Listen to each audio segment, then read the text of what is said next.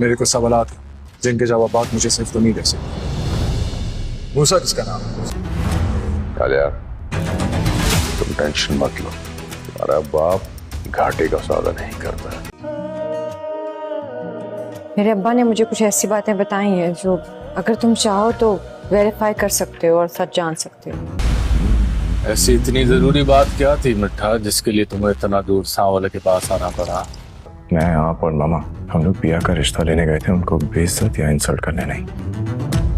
झूठा घटिया मक्कार शख्स है वो, मेरा एक कर्ज है उस पर।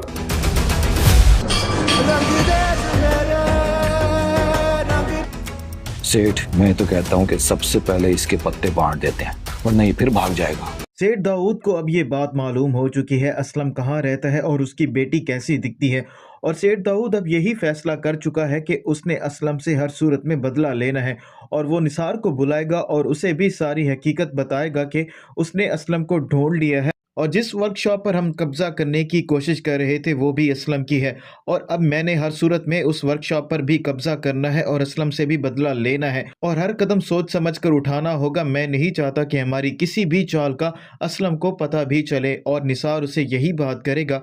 हमें सबसे पहले असलम का ही बंदोबस्त करना होगा। अगर हमने ऐसा नहीं किया तो एक मरतबा फिर वो गायब हो जाएगा और हम उसे ढूंढते ही रह जाएंगे। तो सेठ दाऊद निसार से यही बात करेगा।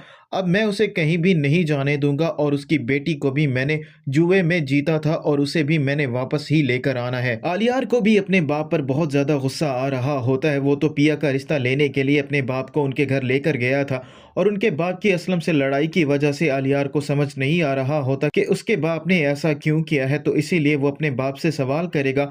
मैं और माँ आपके साथ इसीलिए गए थे ताकि हम पिया का रिश्ता ले सकें और आपने उनके घर जाकर उनकी ही इंसल्ट की है, आपको ऐसा नहीं करना चाहिए था। तो सेठ दाऊद अपने बेटे से यही बात करेगा। असलम बहुत ही झूठा और मक्कार शख्स है और मैं उसको 20 साल पहले से जानता हूँ। उस पर मेरा एक कर्ज है और उसको वो कर्ज चुकाना होगा और वो अपने बेटे आलियार को ये बात नहीं बताएगा कि असलम पर किस चीज़ का और कैसा कर्ज है।